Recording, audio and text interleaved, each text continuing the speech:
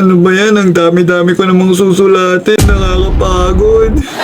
Nakakainis, nakakapagod na magsulat. Sumasakit na yung hand natin. Hand natin? Hindi. Pit natin. Kasi sa paa tayo nagsusulat.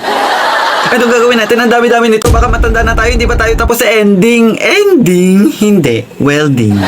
Nakakalungkot. Sana ginawa na lang natin yan kahapon kesa umiyak sa kakapanood ng K-drama.